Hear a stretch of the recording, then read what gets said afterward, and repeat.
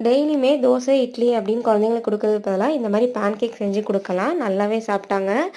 ஒரே ஒரு பழுத்த வாழைப்பழம் இருந்தா எடுத்துக்கலாம். என்கிட்ட இல்ல. அதனால குட்டி குட்டியா 3 வாழைப்பழம் எடுத்துக்கிட்டேன். ஒரே ஒரு முட்டை எல்லாமே நல்லா உடைச்சு ஊத்தி ஒண்ணா மிக்ஸ் பண்ணி விட்டுட்டு, சுகருக்காக கொஞ்சமா நாட்டு சர்க்கரை, ஒரு பிஞ்ச் அளவு உப்பு இதையும் நல்லா மிக்ஸ் பண்ணி விட்டுக்கணும். கோதுமை மாவு ஒரு 1 1/2 டீஸ்பூன் இல்ல 2 டீஸ்பூன் அளவுக்கு சேர்த்துட்டு, எந்த ஒரு கட்டியுமே சின்ன சின்ன கட்டிலாம் எதுவுமே இல்லாம நல்லாவே நம்ம அத மிக்ஸ் பண்ணி விட்டுக்கணும். குழந்தைங்களுக்கு அப்புறம் டைஜஷன் ஆகாம போயிடும். அதனால நல்லா கட்டி எதுவும் சேராம நல்லா மிக்ஸ் பண்ணி விட்டுட்டு, இந்த மாரி தோசை கல்லே வந்து நம்ம அத ஊத்தி எடுக்கலாம். குட்டி குட்டியா ஊத்தி எடுத்தோம்னா கையில குடுத்தா அவங்களே சாப்பிட்டுருவாங்க. அதனால அப்படியே ஊத்திக்கிட்டாச்சு. நம்மளுக்கு வேணும்னா கொஞ்சம் பெருசா கூட ஊத்தி எடுத்துக்கலாம்.